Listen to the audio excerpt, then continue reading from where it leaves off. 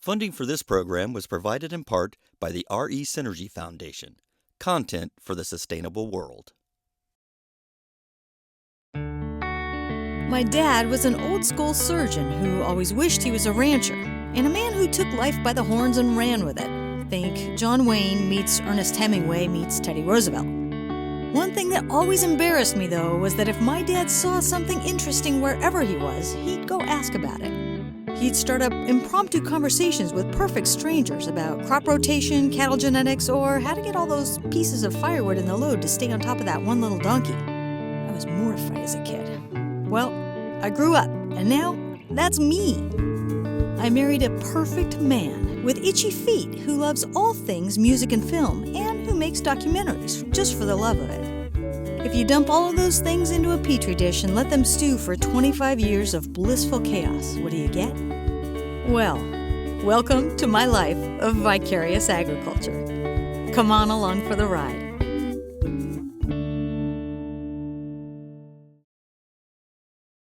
I'm Gynna Clemes, and I am a maker, I'm a mom, I am just a creative all-around person. And I have Four Pigment Farm, which is my dyeing aspect. Okay, now you teach workshops with dyeing as well, right? So you teach a couple workshops depending on the type of event that you happen to be in, or is it, whatever strikes the mood? Because a lot of what you do can be applicable, whether it's coloring something, or it's weaving something, or it's sewing something. When you're at certain kinds of festivals, you might have a different bunch that you're speaking to, correct? So I like to do things that other people haven't done before. Okay. And so for dyeing, for example, at Lambtown, I will be teaching a fresh leaf indigo dyeing workshop. And everybody's done indigo dyeing. All the work, any place Except you go. But if you go to a festival, there's always an indigo workshop available. But it's always a vat. And there's shibori, you're doing all the tying and then you're dipping it. But what no one else has done before, and I like doing what no one else has done, is no one has taken a live indigo plant for the students to harvest and to dye with. So I can see how your workshops might be really interesting as well, because everybody's just going and saying, hey, it could be turning into anything, but I'm open for that. It's not the same as everything else has come before. It's not the same. It's completely different. I'm just going to step back here. You see these two different colors? Uh-huh. These are both indigo. Interesting. So this is actually one of our examples. Different crops, different year, different times of the year. But this is how much indigo you put in. If you put in, so this is 100%, this is a 1-to-1 ratio for scarf versus indigo. So it was I think this one was 11 ounces. The scarf is 11 ounces. Indigo was 11 ounces of leaves. This was probably 100 ounces to a 10-ounce scarf. I love saturated dyeing. I'm not a fan of pastels. What does it, saturated dyeing mean? You want intense color? I want that. I want to see how intense I can get that color. So I'll do double dipping. And if it calls for a 1-to-1 ratio, I'll do 10-to-1. So but if you're doing indigo and you've got all these plants out here, you can do that, right? Yeah. So I am fortunate enough to have the plants available that I can just play with. Yes. And more seeds. So I guess my hubby's going to look over and say, you guys have been talking about concepts. And get to the plant part. So I guess this is where we get to jump in. Okay. So I'm actually doing two different things today. This right here is actually weld. What does that mean? Weld. Weld is this is a weld plant. W-E-L-D? W-E-L-D. Ah. And it gives us a brilliant yellow. And I have this was from last year. And I am actually going to be dyeing fiber for Roy for some of his workshops. Okay. May I touch that? Absolutely. Okay, so I'm looking at this here. Mm-hmm. That looks like the seed pod. It is. All of these are little seed pods. And you'll look at these little black seeds in here that I'm actually taking the seeds out. Okay, so there's a little... So all the seeds actually live in these little thingies. Yeah. Interesting. Okay. Okay, so how did you find out about weld? Oh. Yeah, I mean, because Yeah, you don't just so- get to pick. I mean, you just No. go pick something in the yard and say, "Hey, let's see what it does with color." Or how do you find these things? The year before, right before we were planning, we had a backyard wedding, and so it was right here. And the Christmas before, Roy got me a dye your own garden, a dye garden kit, Okay. and from some of our friends, will actually be in Lintown. And weld was one of the plants. Weld and coreopsis and Mexican tarragon. And so we had weld, and it was way over there over in the garden. And so it grew, and like it was great. And then we after the year was over, I'd cut it, and I didn't know what to do, so I just put it in bags, and I just stored it for a couple of years. And 2 years ago, I had weld popping up. Weld little rosette, the plants, actually just volunteers showing up. And I was like, okay, well, we're going to start growing weld now. So I transplanted them all over here. You see those stock plants that are, they're sticky? These ones, Yes, that's yes, weld. yes, yes. So now I have a weld patch right here. And these are all volunteers from, they just keep growing from last year. Huh. And the wonderful thing about weld is the whole plant. The flowers, the stalk, the leaves give you the color that you're looking for. Because that's not always the case, right? Correct. With natural dyeing. It's with indigo, it's the leaves. Okay. Um, So when you say indigo, it's the leaves. Does that mean that if you take all the leaves off and you put the stalk in the same process, you're going to get no color at all, or does that mean you'll just won't get the same kind of color? There's no leaves in the stalk. There's no leaves in the stem.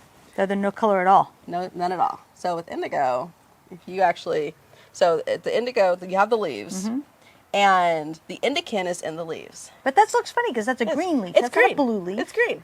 And if we crush it and we let it start oxidizing, then it's going to start turning blue. So indigo, the magic with indigo is when we add oxygen and we add a shocking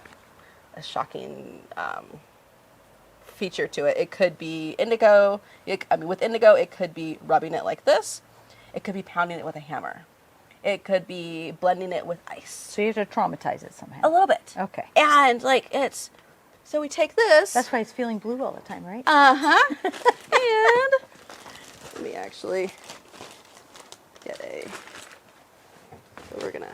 we'll work right here.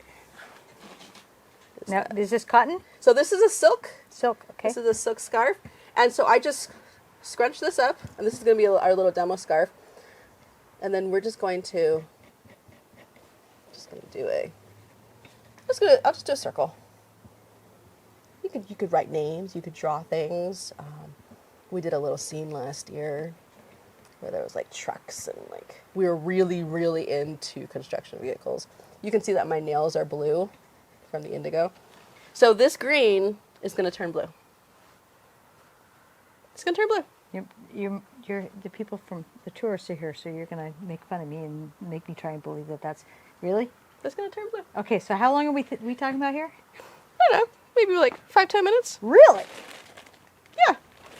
Okay. So if you like the shade of blue, here. do you get to pick how long before it goes to the next? This is indigo. That's gorgeous. This is indigo leaves. All of it is indigo They're leaves? all indigo leaves. They're all been pounded. This is are the indigo ready to harvest napkin. So in the very inside, that was back in June. And then every week after, I would hammer some more. So look at this really, really blue one. And if I was to go and grab some right now and add it on here, they would be even darker blue. Now this is pounding. So I basically took a hammer and sandwiched them in between the hammer. So this is this is a mirror of this one right here. And just squish them in between each other. Okay, so now I'm distracted because I keep going over there and looking at that. To say, okay, is it blue yet? Is it blue yet? Is it blue yet?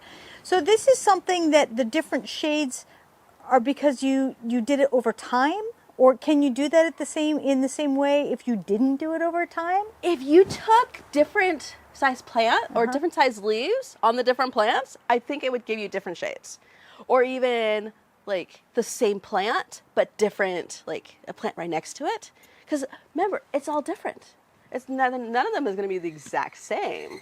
That's so interesting because you can't get uniformity, and this is one thing that is one of the beauties in life. But if you're a person that wants the uniformity, you know, let's face it, there's a reason why style and fashion. All the girls are now wearing mom jeans again. I'm looking at that and going, I didn't even like mom jeans when mom jeans came out, but they all want to look exactly the same. So your audience is not going to be the one that says, I want the same thing as everybody else if you're in the hand dyeing crowd, because that's fundamentally against the nature of the thing, right? And you can try, it'll be similar. It's not going to be the exact same. Yeah. And that's what I tell my students is this is an example of what we'll be doing. And every person is going to have a different results. They're all going to be beautiful, and we're all going to do our best, and we're going to have fun with the process. That's just lovely. Okay, so now we're going to start with this process of washing indigo, blending it. What do you call this part? So we are prepping to do some indigo ice blending. Ice blending, okay. And typically with indigo, when we think of indigo, we think of the royal dark blue.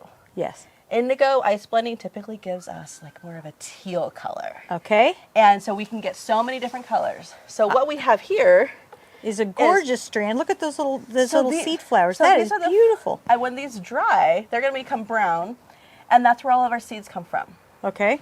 And so right now they're just beautiful flowers. They can be pink, white, and look at this one. It's open right here. It's so beautiful. That's gorgeous. This is a beautiful set right there. And so when we're doing indigo leaves, the dye is in the leaves. Okay. So with fresh leaf indigo dyeing, we want to make sure that the leaves... Am I doing this too? Yes. Oh, if you want to. Part. Of course you want to. This is within my skill range, by the way. This is what we're doing right now, I think. This is the hardest part. This is the most, yep. And I have a little bucket right here so that we can put our pieces in. Okay, so now when I'm doing this, do I not want to get any of the part close to the stem, or does that matter? It doesn't matter. Okay. Oops, sorry, I just totally got you all wet. Oh yeah, yeah. We're going to be on a sheep farm tomorrow, so trust me, this shirt's in the happy part right now. So one of the things that I like to do with indigo is if you pinch the top and then you just slide your hand all the way down, you can just harvest it that quickly. Aha. And indigo is one of those plants that propagates. So if you put this in water, there's little nodes here on each of these things. Roots are going to grow out from it. So you can pick it, and then you can have a harvest. You can expand your garden. Absolutely beautiful. So when the plant starts flowering, there's less indican in the leaves because all the nutrients are going towards the flowers. So if I'm not ready for them to start flowering, I'll go and I'll pull off the leaves, or I'll pull off the flowers. And so is it something where with indigo they must be fresh, or can you have them dried? Because if you can use them dried, then you could. Doesn't matter if you're quite ready or not. You can run with it, or correct. No? You can't do fresh leaf. You can't dye. Or you can? You can't do fresh leaf dyeing with dried indigo. So putting it in a blender you're not going to get the vibrancy maybe? Okay. Mm-hmm. But what you can do is take that dried indigo and make it into a vat. So a fermented vat. So you're actually kind of making beer too, in a way, right? Kind of, yeah. Okay. Yes. This is sort of an interesting process. So there's many different ways that you can work with indigo. And with indigo, it's fresh leaf dyeing is what we're doing. It's the current fad with indigo. It's the new thing. So I'm not only doing trendy stuff, I'm artistic and trendy at the same time? I don't know if I can handle that. It's almost like, yes, you are. You're very in. I don't even know. Is insane in vogue even in vogue anymore? I don't know. Yeah, that used to be like a saying, right? All I know is right now I'm a childless cat lady, and that's it. Yeah. That's my only current term I can pull out of my ear. So traditionally, indigo is grown and it is made into a vat. And the question is, okay, so I have these leaves. How do you get the blue out of it? Mm-hmm. So, oh, hold on. Wait 1 minute. Can we do a shot of our blue? It is turning blue. Look at that. Okay, sorry. I just had to interrupt for a moment of the blue update, right? Oh, here. I don't know if that's going to help at all. Wow, that is super cool. Okay, I'm sorry. You proceed. Obviously, I squirrel all the time, right? I love it. Sideways.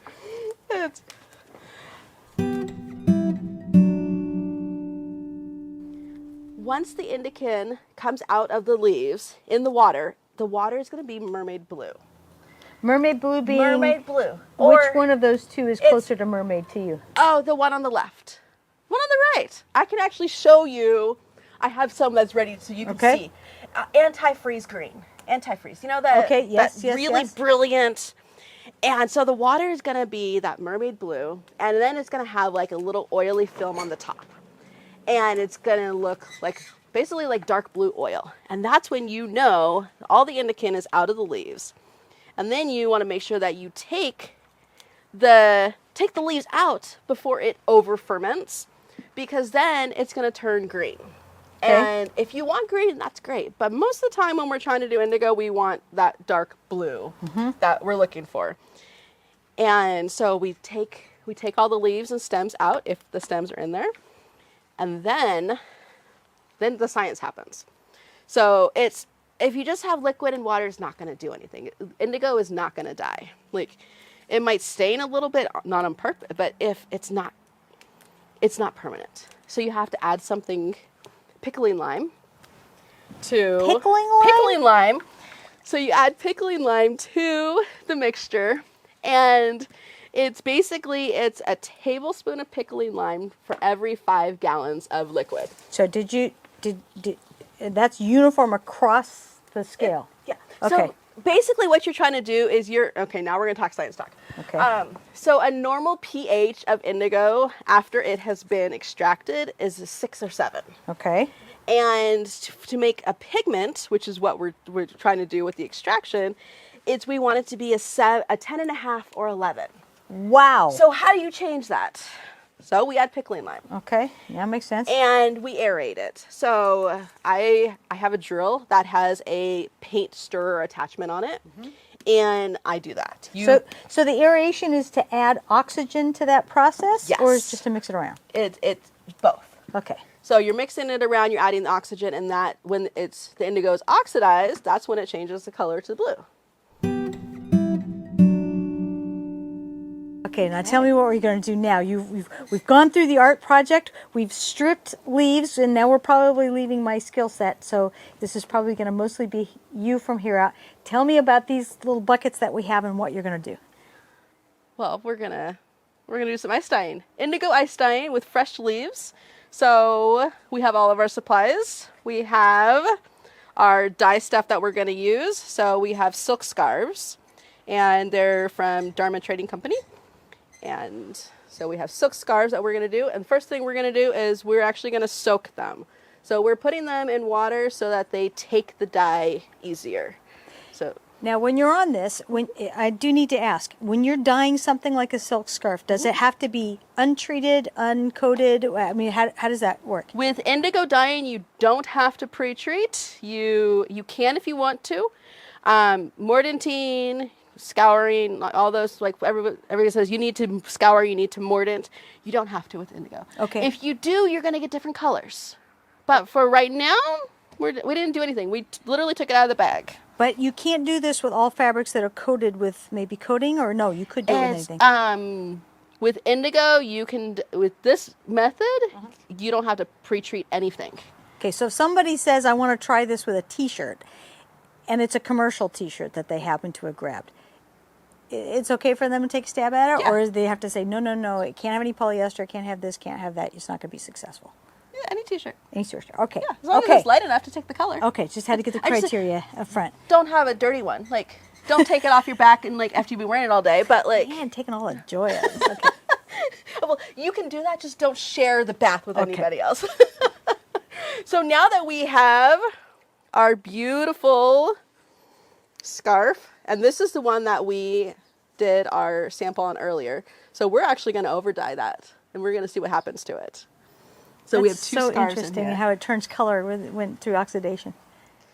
So we have scarves, we have indigo leaves, and these have been picked. They are in cool water, and we want to keep them submerged. When we were picking them, they were soft.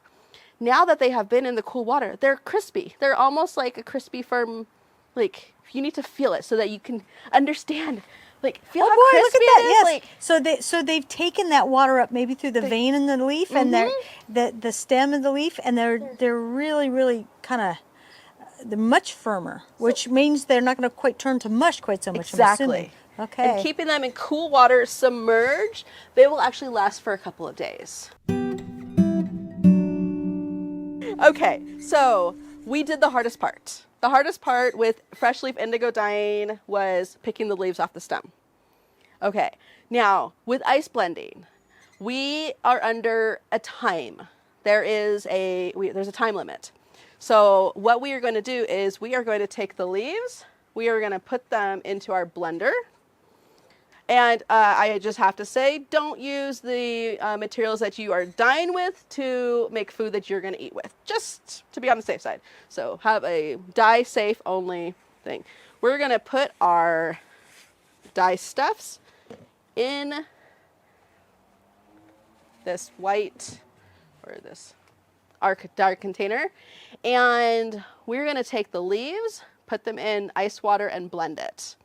Now that means that we are gonna, when you blend stuff, it's gonna be all mushy and it's gonna be all those little particles, and we don't want that on our dye stuff. So some people choose to just pour it straight on. I strain it through so I don't have to worry about picking it all out later. It's just, with a silk, it doesn't really matter because it's nice and smooth. Yarn, you're gonna spend hours wasting time and water. Faster to compost it out than it is to. Exactly. So once we're going to blend it, we're going to take a handful. And a handful is about 50 grams. It's just, I've counted it and done all that loveliness. I like to take 5 ice cubes. And I usually use an ice cold water when I'm doing this.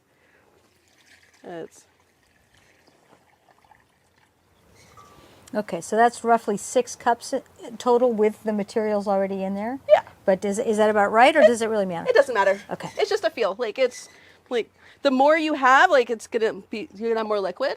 And we're gonna do this a couple of times. This would be enough, just one, to dye it. The more leaves that we use, the darker, or the color is gonna change. So we could have a light green, or we could have like a brilliant teal. Once we start pouring it, we have 20 minutes from when we start pouring to when we need to be done. Okay. After that 20 minutes, it's approximate, the indigo is going to change from a blue to a green. So if you're wanting a green dye, then, hold off a little bit, but we want the blue. You don't mean green. You mean greenish blue, or you mean green? I mean green. Oh, okay. Like, not a really dark green, but like a light green. Okay. And it could be darker depending how much you have. Okay. So, but usually, like, I'm going for the blue. But you have 20 minutes from when the liquid gets onto your dye stuff to when you're done. So that's when the pressure is on. Okay. Are we ready? Start. Yes, off we go. Okay, I'm going to puree.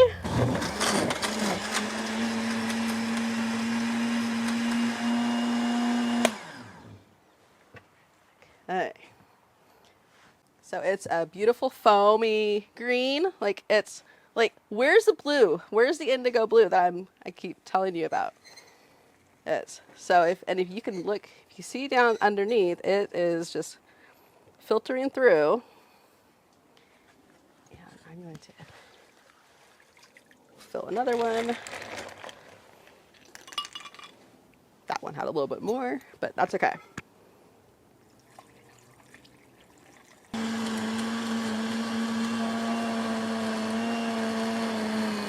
So this is what we have so far. It has, you can look in. Look at that. So what I'm going to do right now is I'm actually going to just move these around so that everything gets submerged. So that liquid is just the color of what? Shelled peas, maybe, right? Yeah. It's in that ballpark. Okay. So Heading toward green bean. are you ready for some magic? I'm ready for the magic. Okay. So this is out. This is in the air.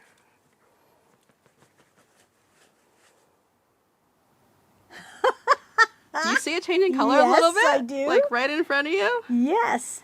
This is oxidizing. Yes. So when we bring it out, we're oxidizing it, so it's going to change its colors. But we did the same thing on a cloth where we rubbed it and it didn't go so fast. Is this because it's such small particles? It's more. Yes. It's Okay. yeah. I don't know. More surface area, I right? don't know why. It's just. Well, It's magic. I gotta find the science on that one. I'm going to pour this other one on there. And if we were using a smaller. Whoop, I feel like we're at Jamba Juice.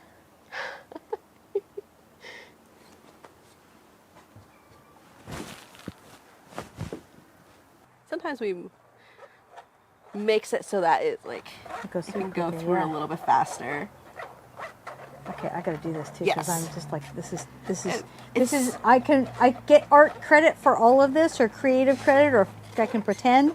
Oh, If I no, you're doing this. Yeah, well I did the leaf thing and I Yeah. am definitely gonna put that down on my art resume. Yes. And it is definitely getting darker.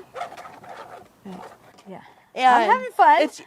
It's making you like release that like not be in total control, which I have not released that It's- yet because I'm still trying to get all the edges down. that's on this super thing, hard so- for me. But I'm actually going to help you with this impulse control. So I'm taking my cleaning cloth right here. I'm going to toss this in here, and so we don't waste anything. We're going to take this, and you can keep playing if you want to, but that's going to drip down on there. And if you look in here, you can see that there's already color coming up. That is a very cool thing because it definitely is blue. So I'm going to turn this around. So I haven't touched this one at all. I haven't pulled this one out. This is the one that I was doing. So now, what would you call that blue? We're Like almost a heading sea foam. sea foam, and with a little. I can Yes. see the mermaid in the distance, And right? it'll get darker. If I were to leave it out, it would keep oxidizing as it dries. I'm gonna put it back in here. So we're doing a little test right now. There's 2 scarves in here. One I haven't touched, except I haven't pulled it out. I've just submerged it. So that's still like kind of the So- shelled peas. This one I've pulled out twice already. Uh-huh. And I'm just making sure that it's getting enough. So while we're doing this, let me ask. I know that the color is one of those things that's really, really difficult. It's like taste. How do you describe that to somebody else? And yet when you pulled something out over there and you said this is mermaid blue, it really made sense to me. But this can be what some people think is cobalt. The other one person might think is indigo. I mean, the shades are really difficult to define. When you are doing something like teaching a class or trying to do a very specific quantifiable name for a color, how do you do that? Do you go to the internet and say, okay, let me have a color chart? Because those two are very different colors of bluish green, right? It's beautiful. Yes, but do you name it I specifically call so it, everybody and knows? It's beautiful. It's like it's all different, right? And I don't know all the names. My art teacher brother would tell you, "Oh no, that's that color and that's that color." So you just came up with mermaid. Is that what you're telling me? No, that's a dying term. I don't know who coined Okay. it. But when I was doing my learning, this is number 3. I'm pulling this one out. So the liquid's green still. Okay, we have been going for And 6.5 minutes. Look how much darker roughly. this is already. Wow. Isn't this just Yeah, like- that's kind of like an aqua now almost, Yeah. right? I'm still trying to get the edges down on this, and that's probably not still going to work. And then what we're going to do on this side is, let me turn this in a little bit. So now this is interesting over here too, because in the big pot where you've been draining this material, just the dregs, it's syrupy. Yes. So I'm going to mix this last one and we'll pour that over on that. Time of day, the water Yeah. temperature. Okay.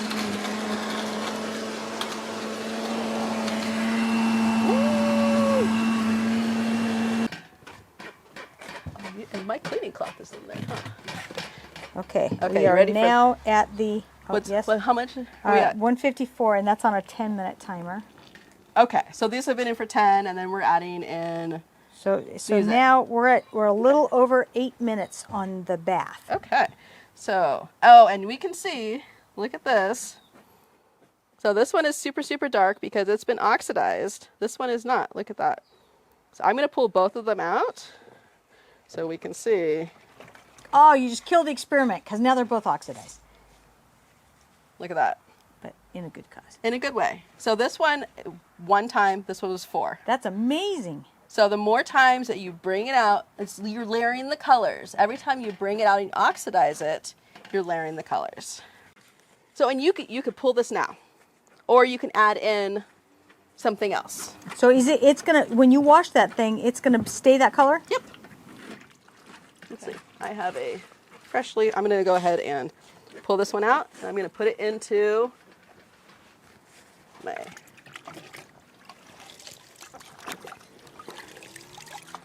so the water is turning a little green.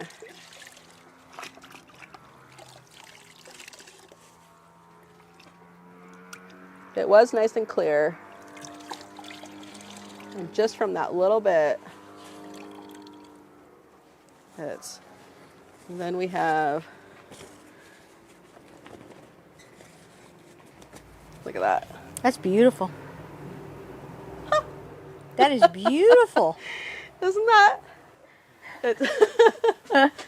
Which your son probably loves, right? Yeah. It's Now, when you hang this up too, you're actually putting another wrinkle in it. Is that going to affect the color at all? not really. No? It's just, At what point does it become permanent? I guess would be the big question. it's already, Is it? it's set. It's set. The That's color the word is I'm looking not for. going to wash out. Is it going to continue to develop at all? Well, if you didn't rinse, then it might, right? It might get a little bit darker. So it's going to finish oxidizing. I think this one's pretty much set.